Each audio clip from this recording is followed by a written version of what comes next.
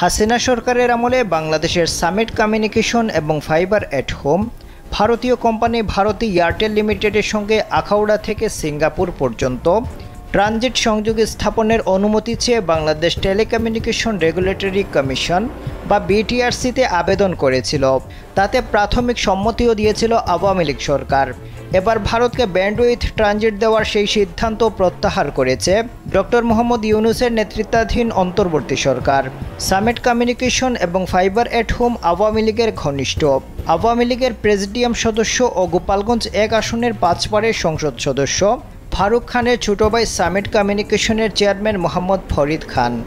জানা গেছে, উত্তর পূর্ব ভারতের রাজ্যগুলিতে মোবাইল ইন্টারনেট সংযোগ বাড়ানোর লক্ষ্যে বাংলাদেশের ভূখণ্ড ব্যবহার করে ব্যান্ডউইথ ট্রানজিট সুবিধার জন্য আবেদন জানিয়েছিল নয়াদিল্লি। স্যান্ডেলিনা সো, রূপচর্চায় আভিজাত্য।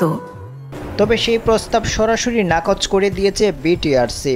ডক্টর মোহাম্মদ ইউনূসের নেতৃত্বাধীন অন্তর্বর্তী সরকারের একটি সূত্র জানিয়েছে, আঞ্চলিক ডিজিটাল হাব হিসেবে বাংলাদেশের ভূমিকা দুর্বল হতে পারে এমন আশঙ্কায় এই সিদ্ধান্ত নেওয়া হয়েছে। গেল ১ ডিসেম্বর এ বিষয়ে একটি নির্দেশিকা জারি করেছে বিটিআরসি।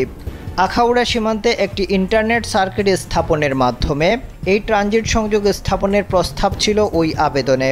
কিন্তু স্থলপথে কেবল যোগাযোগ স্থাপনের জন্য ওই ট্রানজিট সংযোগে বাংলাদেশের তেমন কোনো লাভ হতো না বলে বিটিআরসির একটি সূত্র জানিয়েছে।